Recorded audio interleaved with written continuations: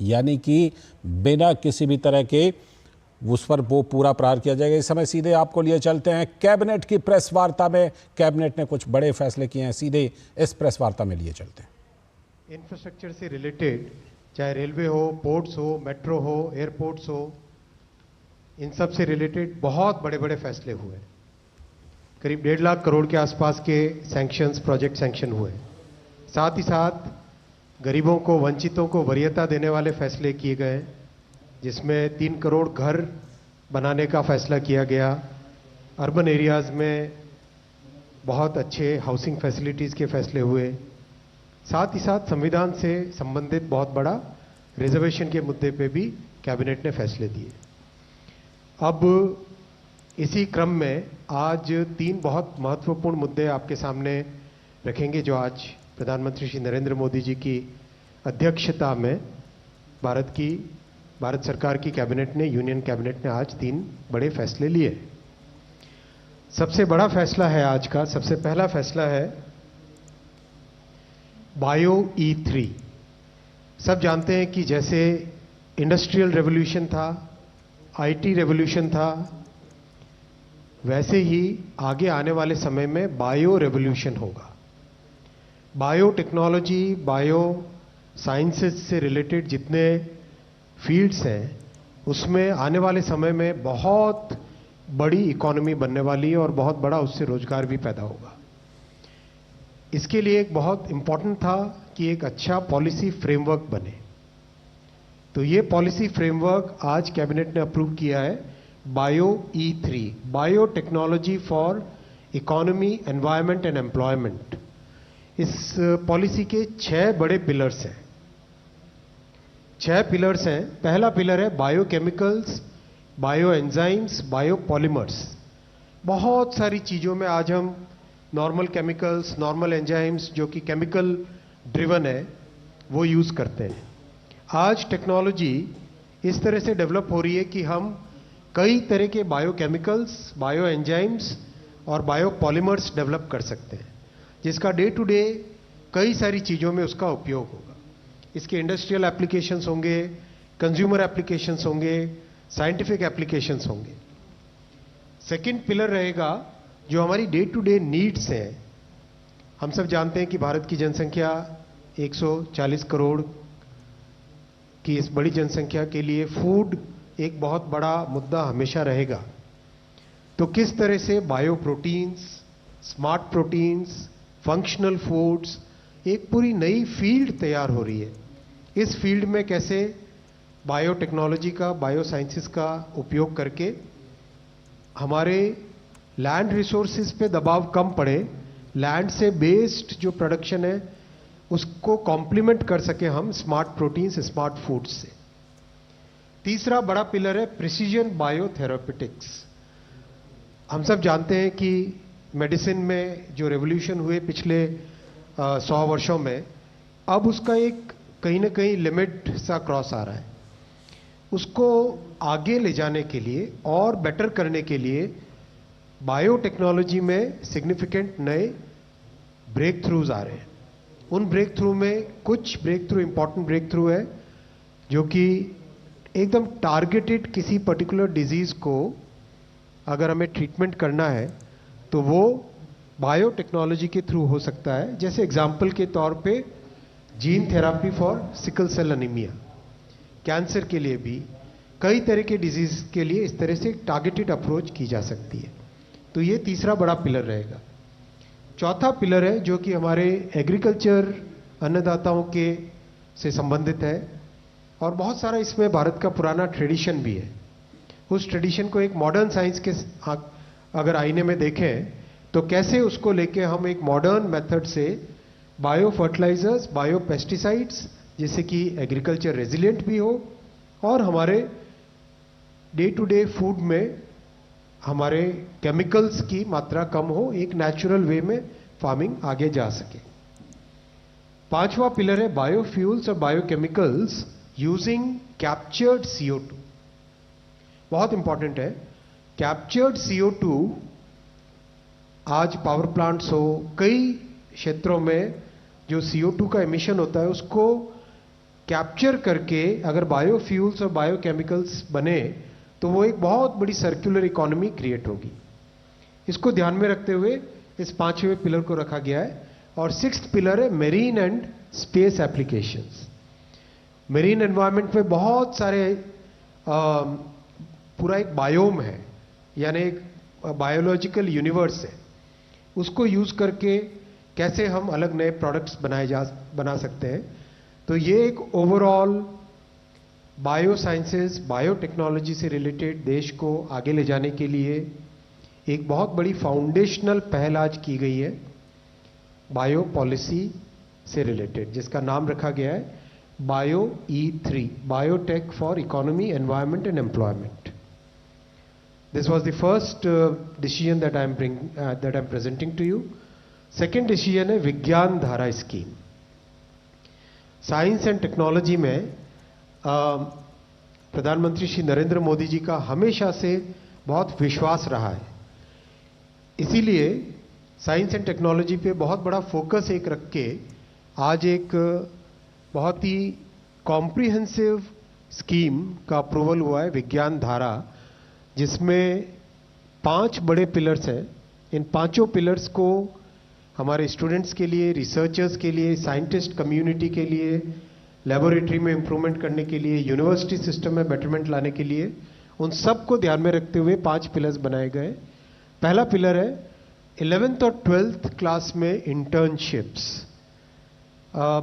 Science and technology में जो एक कन्वेंशनल वे में जो रोट मेथड था, टेक्स्ट बुक मेथड था, उससे बाहर निकल के किस तरह से हम स्टूडेंट्स को रियल लाइफ एनवायरनमेंट में अपॉर्चुनिटीज दें, जिससे कि वो उनकी एम्प्लॉयबिलिटी भी बढ़े, साइंस एंड टेक्नोलॉजी में, रिसर्च में उनको और अच्छे सीखने का, प्रैक्टिकल सीखने का मौका मिले। Fellowships for undergrad, post grade, PhD, post doctoral research, इसको एक बहुत ही अच्छे तरीके से रैशनलाइज करके बहुत बढ़ा के करने का प्रयास इस स्कीम में रहेगा। सेकेंड पिलर है जॉइंट रिसर्च, इंटरनेशनल कोलैबोरेशन। बहुत सारे ऐसे बड़े प्रोजेक्ट्स हैं जो ग्लोबली दुनिया भर में कई देश मिलके करते हैं। उन सब के साथ मिलके आज भारत की एक नई पहचान है। प्रधानमंत्री श्री नरेंद्र मोदी जी ने जो फॉरेन पॉलिसी जिस तरह से कंडक्ट की है 10 वर्षों में, भारत की एक बहुत बड़ी नई पहचान बनी है। इकोनॉमी भी आज 5th लार्जेस्ट इकोनॉमी है। तो इस नई पहचान को साइंस एंड टेक्नोलॉजी के क्षेत्र में इंटरनेशनल कोलैबोरेशन में उपयोग करें, ये सेकंड पिलर है। थर्ड है जॉइंट रिसर्च प्रोजेक्ट्स और जॉइंट फेलोशिप्स। भारत में जो टैलेंट है, इस टैलेंट की बहुत वैल्यू है, और इस टैलेंट से जो IP क्रिएट हो, वो IP राइट्स भारत में ही रहे। उसके लिए ज़रूरी है कि हम ब्रेन ड्रेन पे से निकलकर joint research, joint fellowships, joint projects पे फोकस करें। इसलिए ये थर्ड पिलर ये रखा गया है। फोर्थ पिलर रखा गया कि जो हमारी सोसाइटी को अफेक्ट करने वाले मुद्दे हैं, resilience, climate change, nano technology, जो डे टू डे यूज में आने वाली चीजें हैं, उन सब पे फोकस करके नए प्रोजेक्ट्स लेना, जिससे कि सोसाइटी में एक बड़ा चेंज आ सके, बहुत बड़ा एक इंप्रूवमेंट आ सके। पांचवा है, बहुत सारी हमने कई एग्जांपल्स देखे होंगे पास्ट में, जिसमें रिसर्च हो जाती थी लेकिन उसका फाइनल प्रोडक्ट नहीं बनता था। जब तक कोई प्रोडक्ट न बने या जब तक कोई सर्विस न बने, तब तक उस रिसर्च का इतना ज़्यादा महत्व नहीं रह जाता है सोसाइटी के लिए। इसलिए ज़रूरी था कि हम रिसर्च को आगे ले जाएं, जिसमें वो प्रोडक्ट की तरह उपयोग में आ सके, सर्विसेज की तरह उपयोग में आ सके। इन 5 पिलर्स को लेके आज कैबिनेट ने प्रधानमंत्री श्री नरेंद्र मोदी जी की अध्यक्षता में विज्ञान धारा स्कीम 10,579 करोड़ रुपीस की ये स्कीम अप्रूव की है। ये सेकेंड विषय आपके सामने रखना था। तीसरा विषय साथियों, unified pension scheme. Unified pension scheme UPS। आप सब जानते हैं साथियों कि सरकारी कर्मचारी देश भर में सामान्य नागरिकों की सेवा करते हैं, चाहे शिक्षक हो, स्वास्थ्य डॉक्टर्स हो, नर्सेज हो, सफाई कर्मचारी हो, पुलिस हो। रेलवे के कर्मचारी हो, डाक सेवा के कर्मचारी हो, कृषि वगैरह में हर एक फील्ड में सरकारी कर्मचारी देश भर में सेवा करते हैं और उस सेवा से समाज की एक व्यवस्था चलती है और सदियों से सरकारी कर्मचारियों का बहुत एक महत्वपूर्ण किसी भी सोसाइटी में स्थान रहा है, चाहे पास्ट देखें, आज देखें, चाहे डेवलप्ड कंट्रीज देखें, डेवलपिंग कंट्रीज देखें, सब जगह गवर्नमेंट एम्प्लॉयज़ का गवर्नमेंट के एक पूरे स्ट्रक्चर की बहुत बड़ी वैल्यू रही है। सरकारी कर्मचारियों की सामाजिक सुरक्षा, सोशल सिक्योरिटी से रिलेटेड मैटर्स हमेशा से उठते आए हैं और समय समय पे बहुत अच्छे निर्णय भी लिए गए। खासकर जो सेवानिवृत्ति यानी रिटायरमेंट या सुपर एन्युएशन जिसको कहते हैं टेक्निकली, सुपर एन्युएशन के बाद में पेंशन जो मिलती है वो सामाजिक सुरक्षा का बहुत बड़ा एक महत्वपूर्ण उसका पिलर है, उसका बहुत बड़ा एक महत्वपूर्ण भाग है। देश भर में सरकारी कर्मचारियों की तरफ से हमेशा मांग आती रही कि जो एनपीएस स्कीम है उसमें सुधार किए जाए। सुधार के लिए एक कमेटी बनाई थी माननीय प्रधानमंत्री श्री नरेंद्र मोदी जी ने अप्रैल 2023 में। डॉक्टर सोमनाथन साहब जो कि आपके सामने आज कैबिनेट सेक्रेटरी डेजिग्नेट के हिसाब से बैठे हैं, आप फाइनेंस सेक्रेटरी के हिसाब से इस कमेटी के चेयरमैन थे और इस कमेटी ने एक्सटेंसिव कंसल्टेशन किया, एक्सटेंसिव कंसल्टेशन। 100 से ज़्यादा एम्प्लॉयज़ यूनियंस एसोसिएशंस के साथ कमेटी ने डिस्कशंस किए, कई मीटिंग्स हुई, कई राज्यों के साथ, करीब करीब सारे ही राज्यों के साथ इस कमेटी ने इंटरेक्शन किया। उनके राज्यों के फाइनेंस सेक्रेटरीज, राज्यों की पॉलिटिकल लीडरशिप, सभी ने अपने अपने इनपुट दिए। राज्य सरकारों के जो एम्प्लॉयज़ की एसोसिएशंस थी उन सब ने इंपॉर्टेंस दी। तो जिस सीरियसनेस के साथ प्रधानमंत्री श्री नरेंद्र मोदी जी ने इस विषय को लिया, आप सब जानते हैं कि मोदी जी के काम करने की शैली में और विपक्ष में एक बहुत बड़ा डिफरेंस है। विपक्ष में केवल एक मुद्दा रख देना, केवल एक घोषणा कर देना, कुछ अनाउंसमेंट्स कर देना, वो उनकी शैली है। मोदी जी की शैली है हमेशा जो मुद्दा है उसको सीरियसली लो, उसको डिटेल में समझो, उस पर जितना पॉसिबल है कंसल्टेशन करो और उस कंसल्टेशन से निकल के जो देश हित में, जनहित में और स्टेक होल्डर्स के हित में जो विषय आए उसको उस तरह से आगे रखना। इसीलिए इस कंसल्टेशन के बाद में और साथ ही साथ जो जॉइंट कंसल्टेटिव मैकेनिज्म है सेंट्रल गवर्नमेंट के एम्प्लॉयज़ का, JCM, उसके साथ मल्टीपल मीटिंग्स, फिर दुनिया के कई देशों में किस तरह की स्कीम्स हैं, किस तरह के सिस्टम्स हैं वो भी देखा। फिर भारत की जो अर्थव्यवस्था है और केंद्र सरकार का बजट है उसको समझने के लिए रिजर्व बैंक ऑफ इंडिया के साथ, वर्ल्ड बैंक के साथ, सबके साथ कंसल्टेशंस हुए और इस कंसल्टेशन के बाद में एक यूनिफाइड पेंशन स्कीम का रिकमेंडेशन इस कमेटी ने किया और आज प्रधानमंत्री श्री नरेंद्र मोदी जी की अध्यक्षता में यूनियन कैबिनेट ने यूनिफाइड पेंशन स्कीम को अप्रूव किया है, इसको अनुमोदित किया है और ये स्कीम अभी आने वाले समय में लागू होगी। इस स्कीम के 5 पिलर्स हैं।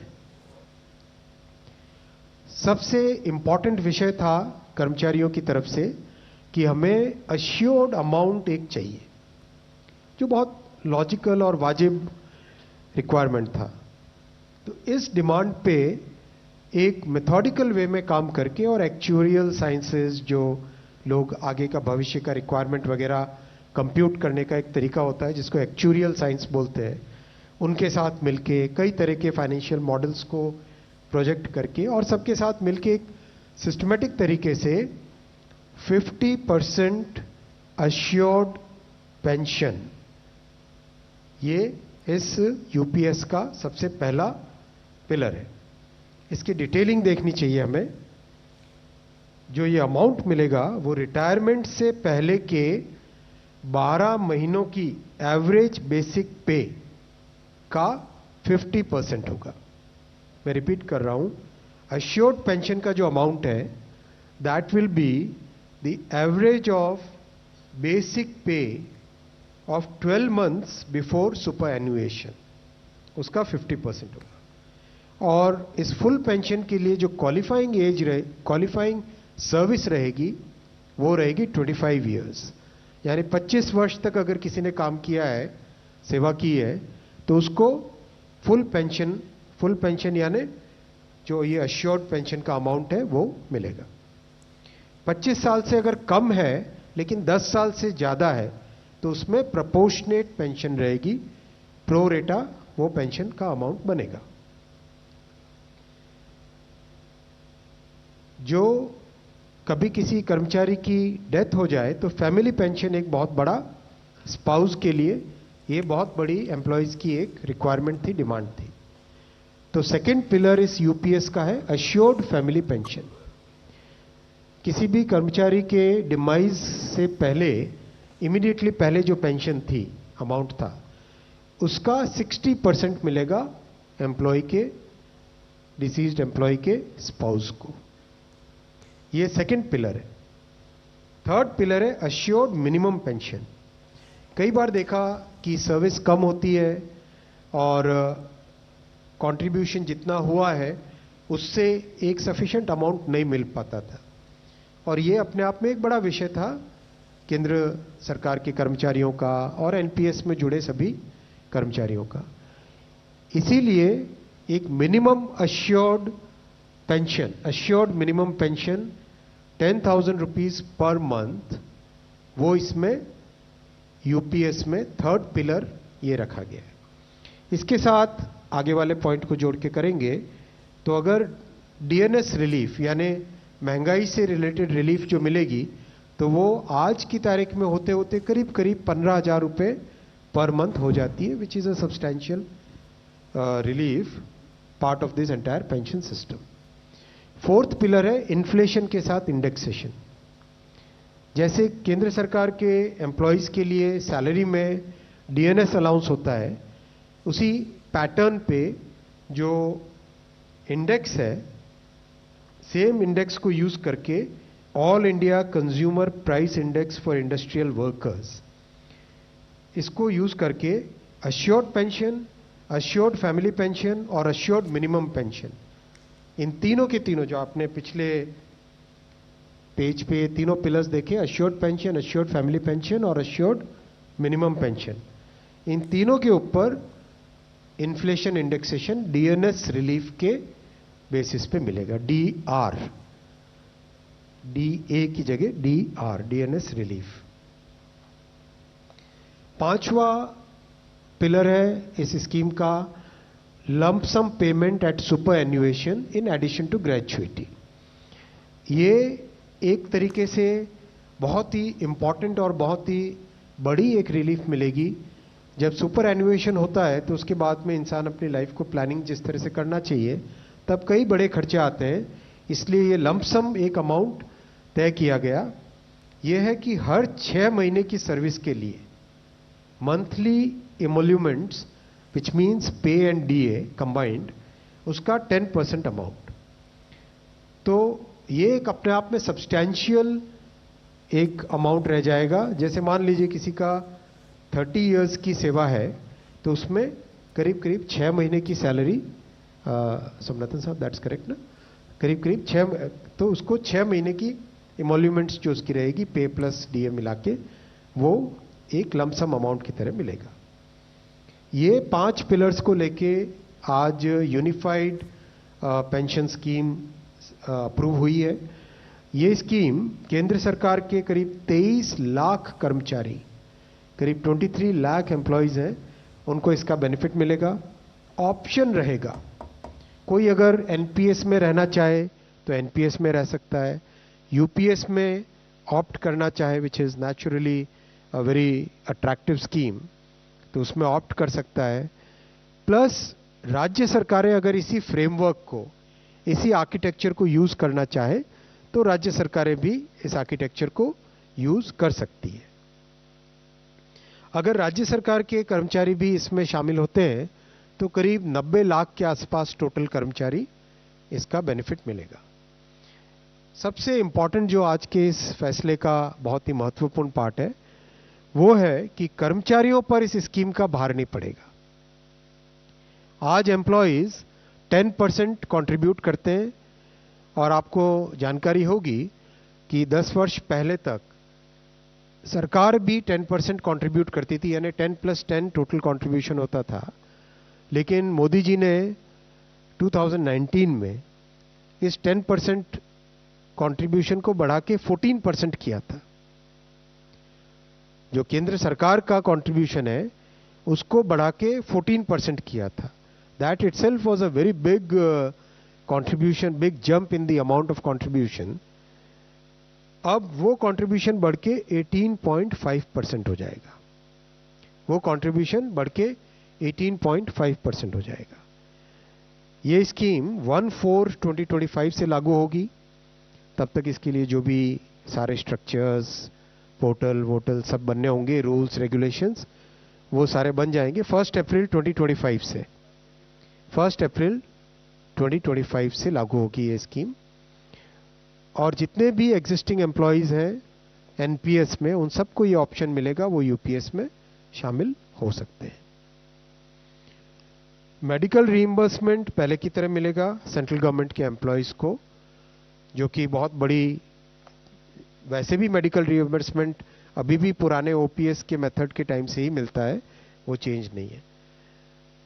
मैं आपके सामने ये भी रखना चाहूंगा साथियों कि कांग्रेस की 2 सरकारें जिन्होंने ओपीएस की घोषणा की, हिमाचल और राजस्थान, उन्होंने किस तरह से अपने राज्य सरकार के कर्मचारियों के प्रति एक तरीके से अनाउंस किया है, लेकिन इंप्लीमेंटेशन उसमें कुछ नहीं किया।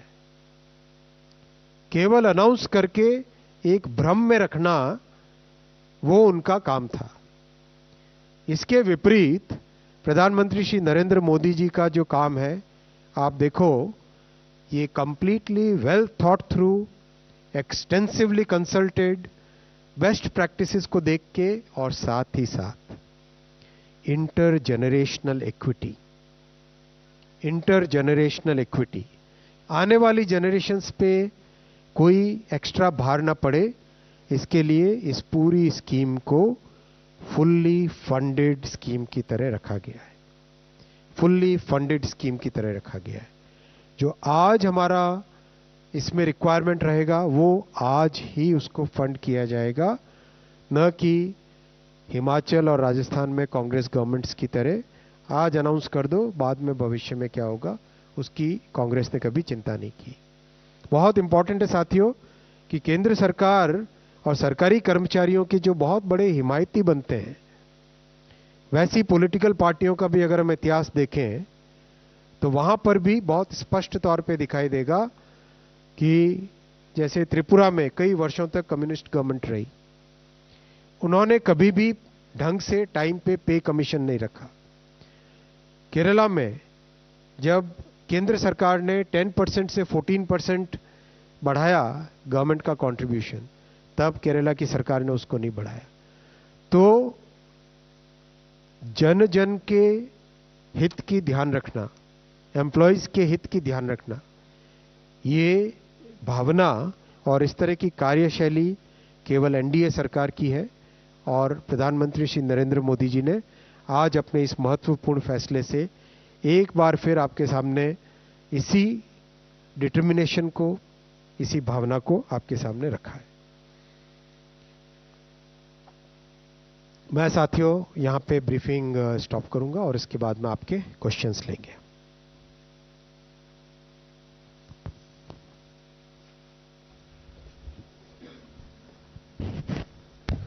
I would just like to supplement one thing in addition to what the Honorable Minister has said.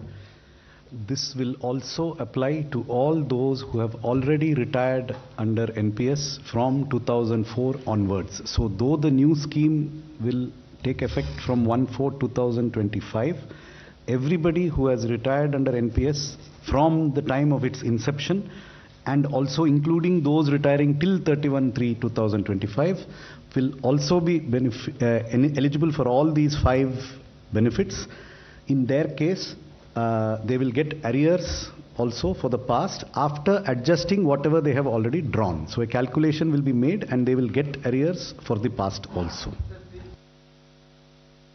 जो लोग ऑलरेडी रिटायर हो चुके हैं 2004 से मार्च 2025 तक जो रिटायर हुए हैं और अभी होने वाले हैं, उनको भी ये 5 जो पॉइंट्स हैं उसका लाभ मिलेगा.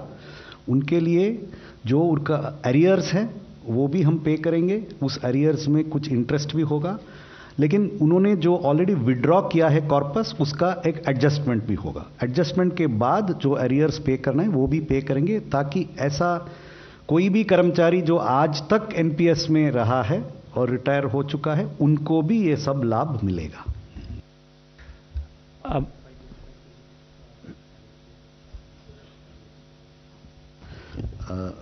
और इसका the expenditure involved in this, in the first year, it will change from year to year.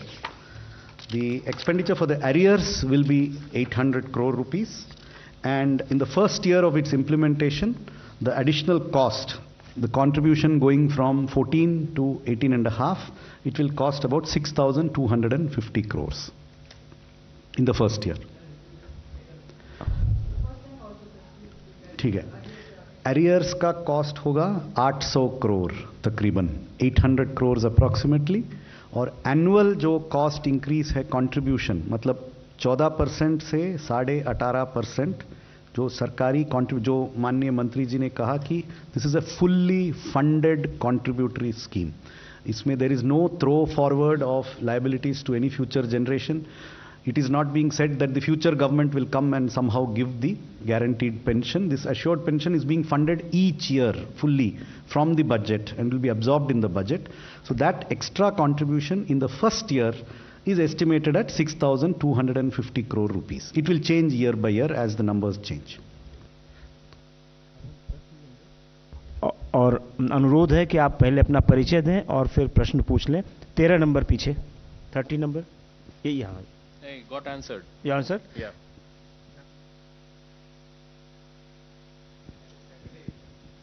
Yeah, Sunil Prabhu, sir, NDTV. Mr. Somnathan, just to understand for, is it beneficial for a common man who's listening to you today? Will it be better for them to continue in new pension scheme or unified pension scheme? Simply put, I have a few more other questions. I think in 99+% of cases, it will be better to go into the UPS. There could be some very odd combination of circumstances which I am not able to envisage, but to the best of my knowledge, almost nobody will want to remain in NPS. But if there is somebody, we are leaving the option with them. If there is some peculiar circumstance where they prefer that, then that is up to them. I'd just like to add to this point. The entire JCM and all the members of the associations who are representing the central government employees, they are all very happy about this movement, this entire scheme, and they have also met our Honorable Prime Minister today to thank him for this scheme. The other issue, sir, is in the new pension scheme. You're saying it's fully funded, 800 crores is the first thing. This will be applicable even for state government employees. See, the terms of reference which were given to the committee and which the Prime Minister had asked us to work on is to design a scheme for the center which can be adopted by any state in the same manner. So, as you know, the existing NPS was adopted by all except 2 states from 2004. Some of them later have said that they are leaving. But that was a national architecture. The center funds it in its own way. Similarly, this is a national architecture. The architecture is national. Center is going to use this architecture. All states are welcome to join it. And based on their own numbers, their contributions, etc., will be fixed. But the architecture is common. So you will fund also the state? No, we will not. The state government's employees will be funded by the state governments. 255, 255. मैं Uni से हूँ.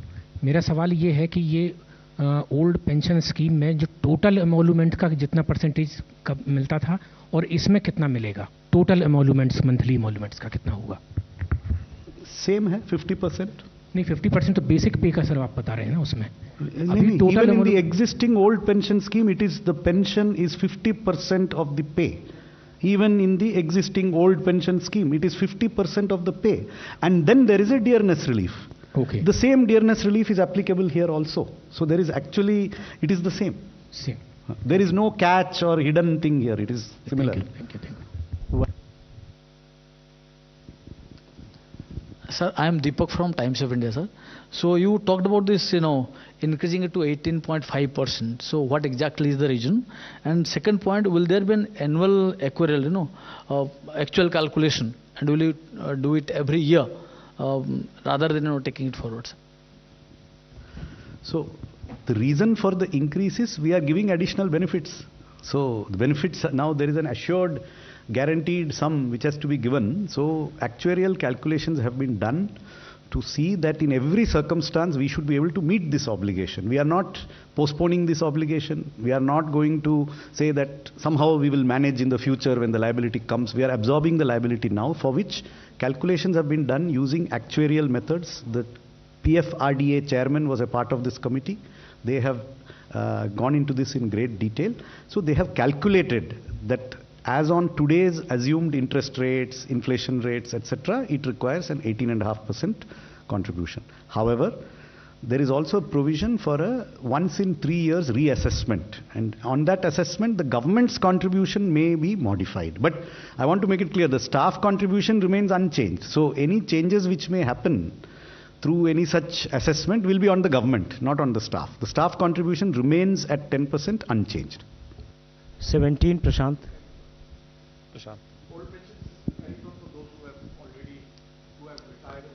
Yes, this is applicable to those who are in the new pension system. Sir मैं प्रशांत हूँ NDTV से. आपने Congress ruled states की बात की सर. हाइंडसाइट में आपको लगता है कि ये पहले अगर हो गया रहता तो कई राज्यों में जो आपको हार मिली वो बड़ा मुद्दा बना था, तो ये नहीं होता. और दूसरा सर मैं जानना चाह रहा हूँ कि अगर आप समझा सकें कि एनपीएस और यूपीएस में बेसिक अंतर क्या है, कहाँ कहाँ आपने बदलाव किया है?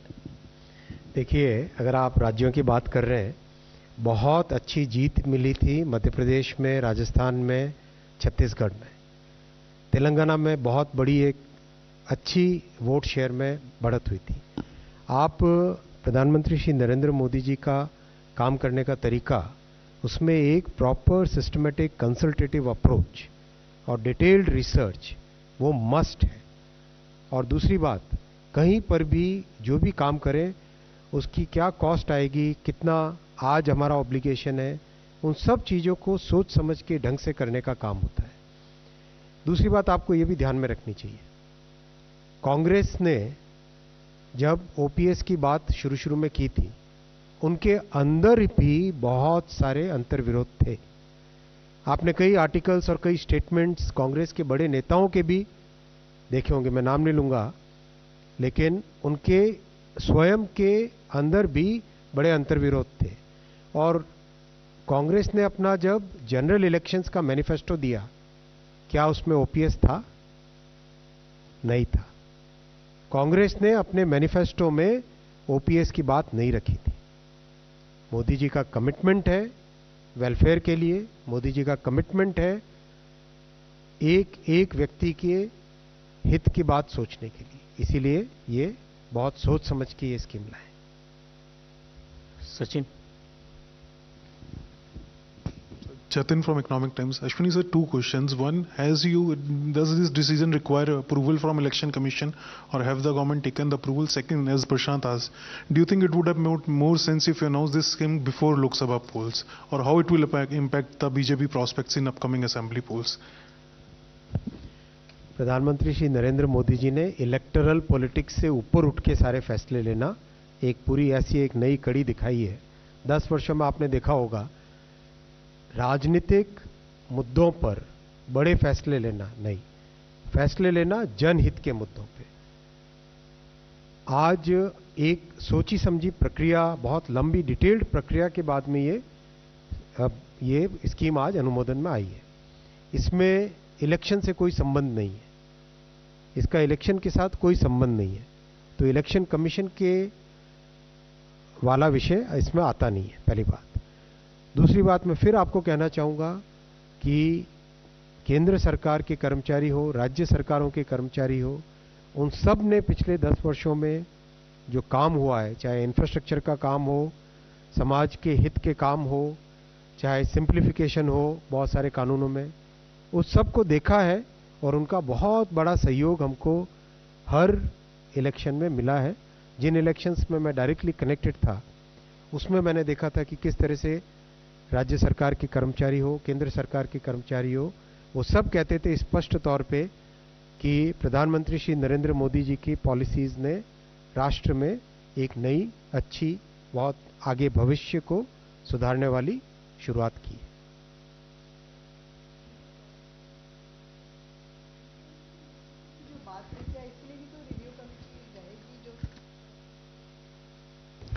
Inflation indexation is already there on salaries, and the same index will be used for this. There is no need for any committee for this. That is why it is the same index which has been specified. The index was also mentioned in the presentation. That index will be applied to the pension in the unified pension system. So there is no need for any committee for that. 125.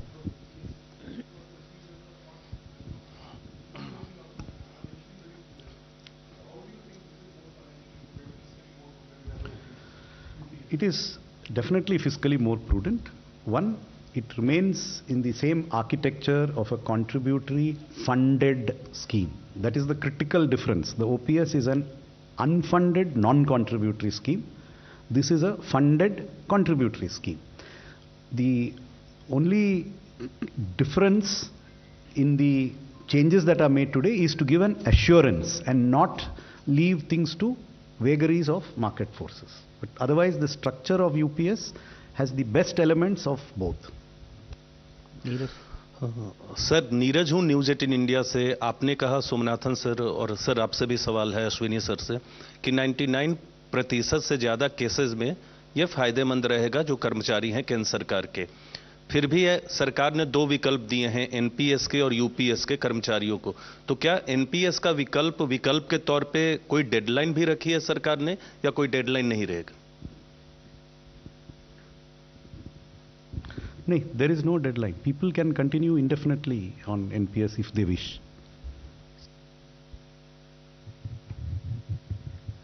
मेरा नाम पूनम है और मैं अमर उजाला से हूँ। मुझे लगता है हमने पेंशन स्कीम पे बहुत बात की है। बच्चों के लिए भी आज एक बहुत बड़ी उपलब्धि आने जा रही है। आपने कहा विज्ञान धारा योजना है, इसमें 11th और 12th के बच्चे इंटर्नशिप के माध्यम से व्यावसायिक शिक्षा की ओर जाएंगे। क्या है ये पूरी योजना और कैसे इसका लाभ सरकारी स्कूल के बच्चों को भी अधिक से अधिक मिल पाएगा? थैंक यू, बहुत अच्छा आपने प्रश्न पूछा।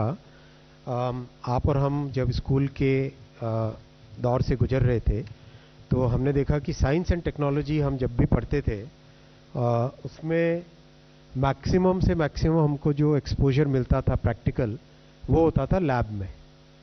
लैब के अलावा प्रैक्टिकल एक्सपोजर प्रैक्टिकली नहीं मिलता था और ज़्यादातर स्टडी थियोरेटिकल होती थी।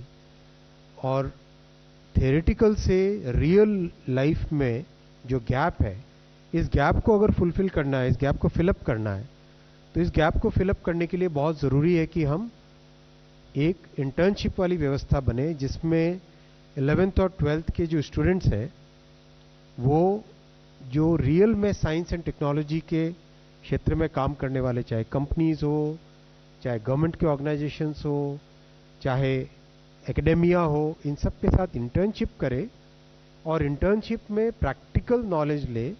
उस प्रैक्टिकल नॉलेज के बाद में उनके आगे की जो स्टडी रहेगी वो बहुत ही अच्छा उसमें बेनिफिट मिलेगा। गवर्नमेंट स्कूल्स के स्टूडेंट्स को सबको इसका बेनिफिट मिलेगा और ये बहुत एक पाथ ब्रेकिंग सोच है और इसका कई आने वाले डेकेड्स तक इसका बेनिफिट मिलेगा। 93।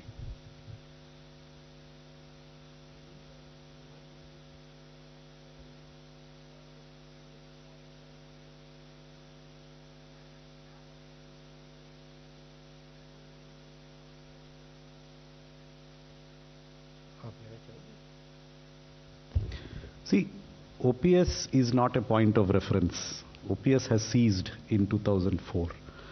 But this unified pension scheme has those features of of the OPS which are an assured pension, inflation indexation, family pension and minimum pension. So those features of the OPS are available in the UPS.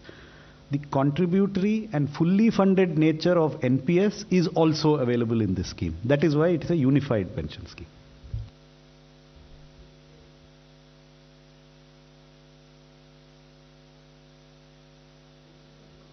इसको मैं लेना चाहूँगा। पहले तो आपका second point जो था उसमें एडिशनल जो बर्डन पड़ेगा वो रहेगा एक्सपेंडिचर करीब करीब 6,250 करोड़ 24-25 में, और ये हर साल वेरी करता है। ये रेफरेंस पॉइंट 24-25 का है, 6,250 करोड़ तो एडिशनल एक्सपेंडिचर, और जो एरियर्स है उस पर 800 करोड़। दूसरी बात, किसी भी सिस्टम में रिफॉर्म और सुधार करते रहने की भावना, यही एक जीवंत सरकार की निशानी। 126 सर, इंटर्नशिप में बच्चों को क्या कुछ पेमेंट मिलेगी? वैसे तो इंटर्नशिप के बारे में हमेशा ये होता है कि वो फैक्ट्रियों में जाते हैं, मगर सीए की पढ़ाई हो, लॉ की पढ़ाई हो या बीई बीटेक की हो, प्रैक्टिकल चीज़ें आपको पता है कंपनियां उल्टे पैसे लेती हैं। दूसरा सर, मेरा था सर से सवाल, सोमनाथ सर से, 2 डिकेड पहले से आप रेट्रोस्पेक्टिव इसको लगा रहे हैं, इसके बीच में काफ़ी इफ एंड बट से डिमाइस हो गए, लोग किसी ने विड्रॉ कर ली, और आप फ्यूचर्स में लगा रहे हैं 1 अप्रैल 2025 से। किसी ने अगर इंडेक्स में पैसा लगाया, इंडेक्स अगर 20,000 के पॉइंट पे पहुंच गया 80 से गिर के, तो आप उसको कैसे कैरी फॉरवर्ड करेंगे? क्या इस तरह की प्रॉब्लम है? और इससे जुड़ा एक छोटी सी बात है सर कि आपके डिपार्टमेंट के नीचे के लोग जो उन गवर्नमेंट ऑफिसरों के साथ रिटायर्ड होने के बाद में डील करेंगे, उनका एक जवाब होगा जाके सोमनाथ सर से बोलो ले लेना। ये इस वाले मुद्दे की डिटेल्स आपको पता है सर, उसके लिए वहाँ डिपार्टमेंट एजुकेशन क्या रहेगी? आपका दूसरा सवाल मुझे समझ में नहीं आया, मेरा हिंदी थोड़ा लिमिटेड है, तो दूसरा सवाल मुझे समझ में नहीं आया, sorry. The first question was how will you deal with those. First of all आप इतना समझिए कि 2004 से शुरू हुआ, उसमें अभी 20 साल भी नहीं हुआ है ये, I mean just 20 years are finished. So the number of people who have retired in this is very small. See, people don't retire in 5 years normally. Only a very small number of people have retired under the new pension system. There are a lot of people in the system, but we are talking about arrears. जिन लोगों का सेवानिवृत्ति हो गया है उनको ये arrear मिलेगा। उनका पूरा रिकॉर्ड हमारे पास है, पीएफआरडीए में है कि उन्होंने किस दिन ज्वाइन किया, किस दिन वो रिटायर हुआ, रिटायरमेंट में कितना पैसा मिला उनको एनपीएस में, उसमें 50% एश्योर्ड देने, अगर वो एलिजिबल है 10 साल सर्विस के साथ तो उसका अमाउंट क्या है, अगर वो मिनिमम पेंशन 10,000 से कितना अमाउंट है, वो पूरा रिकॉर्ड हमारे पास है। उस रिकॉर्ड के हिसाब से कितना उन्होंने ऑलरेडी विड्रॉ किया है, कितना उनका एडिशनल एलिजिबिलिटी है, उसका इंटरेस्ट कैलकुलेट करके, ये बिल्कुल संभव है, हमारे पास पूरा प्रोसीजर है हमारे पास। We have even done some sample calculation, so उसमें कोई प्रॉब्लम नहीं है। दूसरा सवाल मुझे समझ में नहीं आया। कर्मचारियों ने बहुत ही खुले दिल से इसका स्वागत किया है। आज सभी के सभी कर्मचारी संगठनों के जो रिप्रेजेंटेटिव्स हैं वो आज माननीय प्रधानमंत्री जी से मिले भी हैं। तो सोमनाथन जी ने जो ये डिटेल्ड स्टडी की है वो वाकई काबिले तारीफ है। इंटर्नशिप में डिटेलिंग आपके सामने आएगी, पर यस, इंटर्नशिप में कुछ न कुछ उसका रहेगा।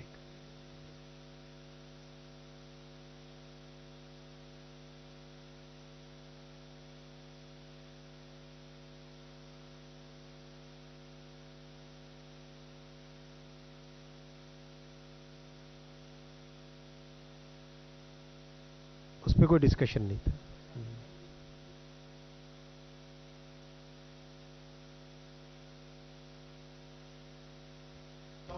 See, I do not wish to speak on behalf of state governments, but I can say that in our consultation, we got a broad, I'm giving a broad sense, I don't want to name states, it's not fair to them, it's their decision. The broad sense was that they were looking for the central architecture and most of them perhaps may choose to follow it. This is the impression I got in the meeting, but I don't want to speak for them. So last question हम लेते हैं 125, आप दोबारा पूछना चाहते हैं कुछ? Sir दो सवाल हैं। एक तो जो विकल्प को लेकर हमने पूछा था कि वन टाइम स्विच होगा एनपीएस से यूनिफाइड पेंशन स्कीम में, और दूसरा सवाल यह है कि जो लोग वीआरएस लेंगे उनके लिए क्या प्रावधान होगा नए पेंशन स्कीम में, यानी यूपीएस में। ये जो आपने कहा कि वन टाइम स्विच, हाँ, you can opt only once, you can not change your option. आपको एक टाइम ऑप्शन करना पड़ेगा कि मुझे ये चाहिए कि वो चाहिए। एक बार कर दिया तो वो इट रिमेन्स फिक्स्ड। दूसरा सवाल, वॉलंटरी रिटायरमेंट में भी ये 25 ईयर मिनिमम सर्विस का प्रोविजन रहेगा, लेकिन उसमें pension will start only from superannuation, not from the date of voluntary retirement.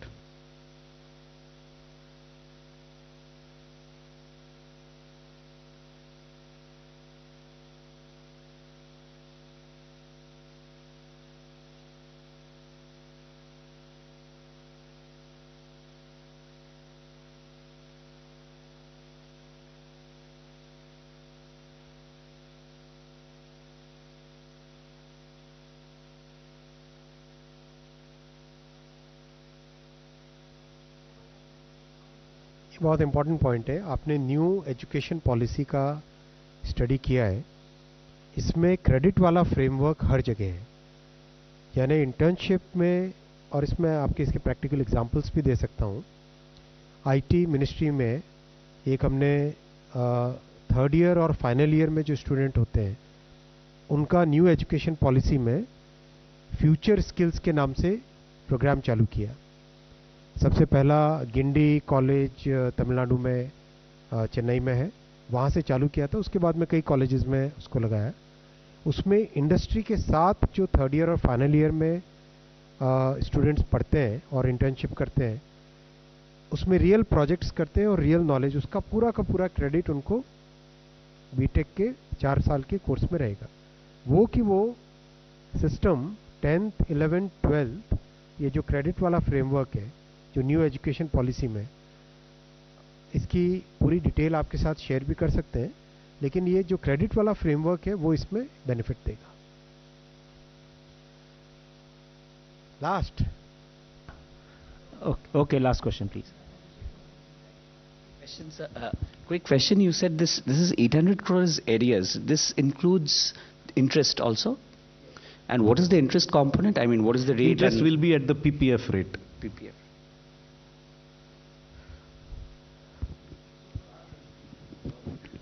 बहुत धन्यवाद आप लोग, बहुत धन्यवाद आप लोगों का। आपसे अनुरोध है कि आपके लिए, हम सब के लिए भोजन की व्यवस्था नीचे की गई है, आप जरूर वहां पर पधारें। Thank you very much.